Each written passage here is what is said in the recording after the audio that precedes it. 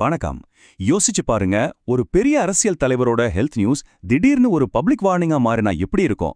சமீபத்துல பாமக நிறுவனர் டாக்டர் சா ராமதாஸ் மருத்துவமனையில அனுமதிக்கப்பட்டதும், அதுக்கப்புறம் அவரோட மகன் அன்புமணி ராமதாஸ் வெளியிட்ட அறிக்கையும் அப்படிதான் ஒரு புயலை கிளப்பியிருக்கு.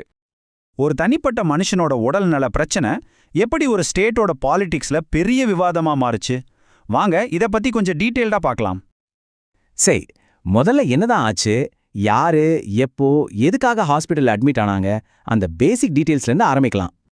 அக்டோபர் 5 பாட்டாளி மக்கள் கட்சியோட நிறுவனர் டாக்டர் சர் ராமதாஸ் ஒரு கார்டியாக் செக்கப்காக சென்னையில இருக்கிற அப்போலோ ஹாஸ்பிட்டல்ல அட்மிட் ஆகுறாரு.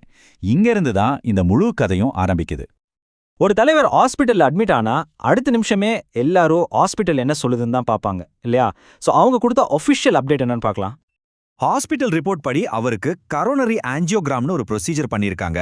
இது ஒன்றும் இல்ல, நம்ம இதயத்துக்கு போற ரத்த குழாய்கள்ல ஏதாவது அடைப்பு இருக்கான்னு செக் பண்ற ஒரு காமனான டெஸ்ட் தான். அப்போ சுருக்கமா சொல்லணும்னா, அந்த ப்ரொசீஜருக்கு அப்புறம் அவரோட உடல்நிலை ஸ்டேபிளா இருந்துச்சு. அவரை ஐசியூல, அதாவது தீவிர சிகிச்சை பிரிவுல வச்சு தொடர்ந்து மானிட்டர் பண்ணிட்டு இருந்தாங்க. இதுதான் மெடிக்கல் ரிப்போர்ட். ஆனா இதுக்கப்புறம் தான் கதையே ஒரு பொலிட்டிக்கல் டர்ன் எடுக்குது. இப்போதான் இந்த முழு விஷயத்தோட போக்கே டோட்டலா மாறுது. அன்புமணி ராமதாஸோட ஸ்டேட்மெண்ட் இந்த மெடிக்கல் இஷ்யூவை ஒரு பெரிய பொலிட்டிக்கல் நியூஸா மாத்திடுச்சு. இது வெறும் உடம்பு சரியில்லாத விஷயம் மட்டும் இல்ல, அதுக்கு மேல ஏதோ இருக்குன்னு அவரோட வார்த்தைகளே அப்பட்டமா காட்டுச்சு.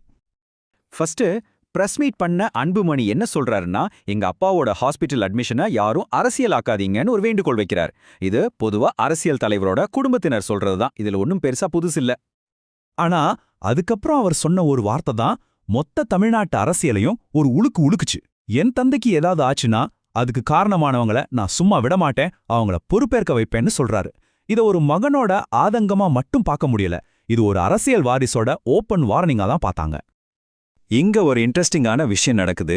ஒரு பக்கம் எங்க அப்பா ஐசியூல இருக்கிறதால என்னாலேயே அவரை நேர்ல பார்க்க முடியலன்னு அன்புமணி சொல்றாரு. ஆனா இன்னொரு பக்கம் ஹாஸ்பிட்டலுக்கு விசிட்டர்ஸ் தொடர்ந்து வந்துகிட்டே இருக்காங்க, அதனால அப்பாவோட ரெஸ்ட்டுக்கு டிஸ்டர்பன்ஸா இருக்கணும் கேள்வி கேட்கிறாரு. இது கொஞ்சம் முரணா இருக்கு இல்லையா? இதுதான் பல கேள்விகளை எழுப்புச்சு. சரி, இப்ப இந்த மெடிக்கல் ஃபேக்ட்ஸையும் பொலிட்டிக்கல் வார்னிங்கையும் ஒன்னா வச்சு பார்த்தா நமக்கு என்ன புரியுது? அதுதான் இந்த முழு விஷயத்தோட மையப்புள்ளியே. இந்த ஒரு இன்சிடென்ட் ஒரு ஆழமான உண்மையை நமக்கு காட்டுது.